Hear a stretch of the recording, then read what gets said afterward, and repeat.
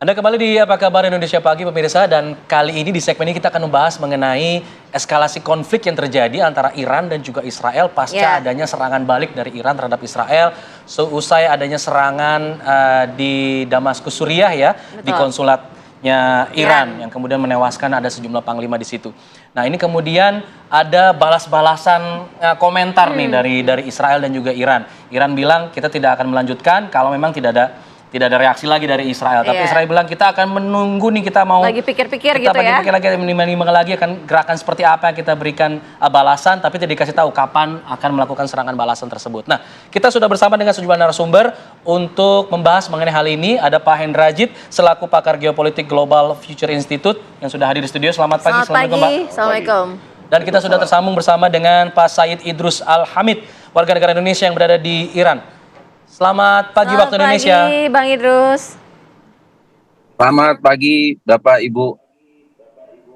Baik, kita ingin tahu juga ya untuk kondisi terbaru di Iran pasca adanya serangan. Kalau kita lihat sempat sesaat setelah adanya serangan, viral juga nih, ada masyarakat di sana yang seperti bersukaria dengan adanya serangan dari Iran ke Israel. Bisa Anda ceritakan mengenai hal tersebut, Pak Said Idrus? Oke. Bismillahirrahmanirrahim. Assalamualaikum warahmatullahi wabarakatuh. Bersama saya Idrus Al-Hamid dari kota Qum, Iran. Saat ini waktu di Iran pukul 4.43 subuh. Sekarang saya berada di salah satu rest area di tol Qum menuju Tehran. Seperti yang kita lihat bersama, toko-toko masih tetap buka di rest area. Keadaan masih normal, masyarakat juga melakukan aktivitas sehari-harinya dengan normal. Hari ini memasuki hari keempat pasca serangan balasan Iran ke Israel. Seperti yang kita ketahui, serangan balasan Iran ke Israel disebabkan karena Israel menyerang konsulat atau kedutaan besar Iran yang ada di Suriah. Atas dasar hal tersebut, Iran memutuskan untuk menyerang balas Israel. Seperti yang kita ketahui bersama bahwa ketegangan antara Iran dan Israel sebenarnya sudah terjadi cukup lama. Dari Israel melakukan teror untuk membunuh jenderal-jenderal Iran, ilmuwan-ilmuwan nuklir Iran, dan juga istilahnya beberapa tokoh-tokoh penting Iran, tapi Iran tidak bergeming. Iran hanya melakukan manuver-manuver politik. Iran juga hanya melakukan istilahnya bantuan-bantuan terhadap negara-negara yang dijajah oleh Israel. Tapi begitu Israel menyerang Iran, begitu Israel menyerang kedutaan Iran, Iran tidak lagi berdiam diri. Salah satu statement pemimpin tertinggi Iran, beliau mengatakan bahwa Dourone Bezanmodaru Tamomshut, yang artinya bahwa masa di mana mereka memukul lalu berlalu tanpa mendapat jawaban telah usai. Ketika mereka memukul, kita pasti akan membalasnya, dan hal itu dilakukan oleh Iran. Hal yang poin penting yang kita bisa perhatikan di sini, penyerangan Israel terhadap kedutaan Iran itu terjadi 1 April. Di saat itu pasti masih kondisi Ramadan, bulan puasa, sehingga Iran masih bersabar. Dan Iran akhirnya memutuskan untuk menyerang Israel, membalas Israel pada tanggal 12 April lalu. Berarti ada jenjang 12 hari Iran menyerang Israel. Kalau kita bisa katakan kenapa masyarakat Iran mendukung, hampir saya katakan seluruh masyarakat Iran mendukung, karena masyarakat Iran itu sebenarnya menunggu-nunggu kapan istilahnya Iran ini akan bergerak. Karena hal yang dilakukan oleh Israel itu adalah hal yang sangat brutal. Mereka melakukan genosida terbesar di masa ini, itu pun dilakukan di depan mata kita. Kalau mungkin dulu pada saat Amerika melakukan genosida di Hiroshima Nagasaki, kita hanya melihatnya lewat berita-berita. Tapi sekarang di zaman teknologi ini, itu genosida itu terjadi tepat di depan mata kita. Kita melihatnya secara langsung. Seluruh dunia melihat secara langsung. Seakan-akan terjadi itu di depan mata kita. Sehingga masyarakat ini, masyarakat yang memiliki jiwa kemanusiaan itu menunggu-nunggu. Kok nggak ada? Nggak ada orang yang bisa membalas Israel? Gitu kan?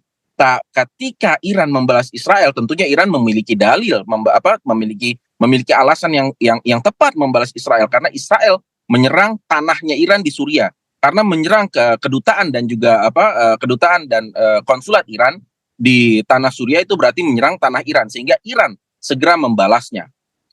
Ketika Iran membalas, masyarakat tentu saja mendukung apa yang dilakukan oleh pemerintahnya, sehingga mereka keluar ke jalan, mereka mereka mengucapkan selamat satu sama lain, mereka istilahnya turun ke jalan berkonvoy menggunakan mobil dan mengibarkan bendera Iran seraya meneriakkan takbir, dan juga pada itu jam 1.30 di waktu Iran, sedangkan seperti yang kita ketahui penyerangan rudal itu sekitar jam 11.30 sampai jam 12.30 malam. Dan masyarakat Iran pada saat itu juga langsung turun ke jalan. Jam 1.30 waktu dini hari mereka langsung turun ke jalan. Besok paginya saya saksikan juga masyarakat di pinggir-pinggir jalan juga membagikan kue, membagikan. Baik. Pak Said Idrus, kita langsung Pak Hendrajit. Pak Hendrajit, ini kalau melihat apa yang dilakukan Iran, artinya sudah berhasil memecah momentum juga gitu ya. Karena kan kalau misalnya kita mengkaitkan dengan apa yang terjadi dalam dunia global gitu ya, hubungan Saudi dengan Iran sempat mencair karena adanya dimediasi oleh Cina. Ini ada kaitannya secara menyeluruh begitu?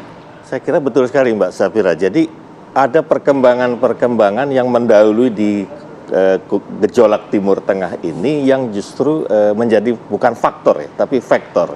Jadi kondisi yang menyebabkan sebab akibat. Jadi kalau kita lihat sejak Rusia Cina makin membangun aliansi strategis 2001 dalam Shanghai Cooperation Organization, lalu membangun benih pergeseran dari unipolar yang awalnya menjadi polisi dunianya Amerika dan Blok Barat, tiba-tiba meluas kutubnya dan juga pemainnya bertambah. Dan itu yang kemudian BRICS misalnya, itu sebenarnya kan forum ekonomi perdagangan, tapi itu tanpa disadari dengan jeli oleh banyak kalangan, membuat negara-negara yang bebuyutan, kayak termasuk Arab Saudi sama Iran, bisa duduk satu meja di ekonomi. Terbukti dengan BRICS, sekarang 10 negara, Iran masuk, Arab Saudi masuk, selain Mesir dan Ethiopia.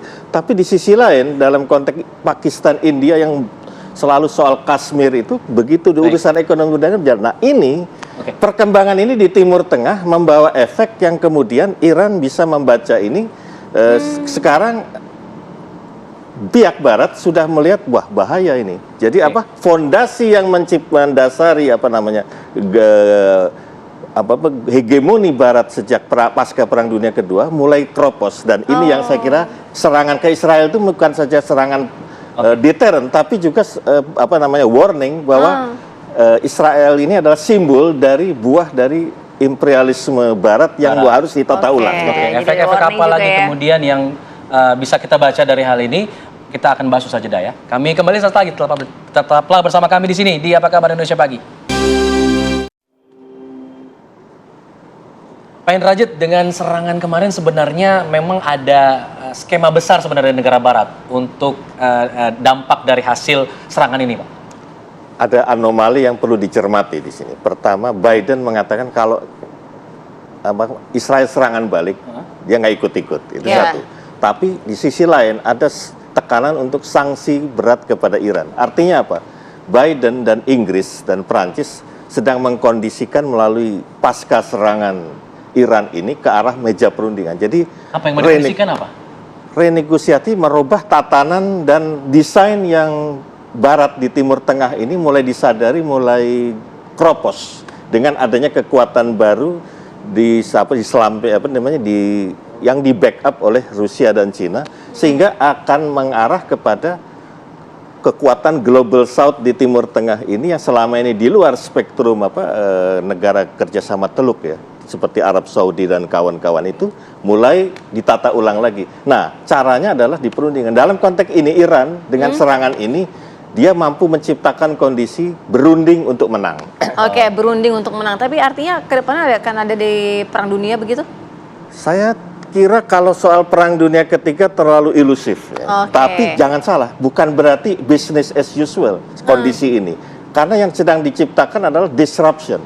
Memaksa negara-negara aktor lama yang dulu kekuatan global Amerika dan Prancis dan Inggris untuk renegosiasi ulang, dan itu sedang dilakukan.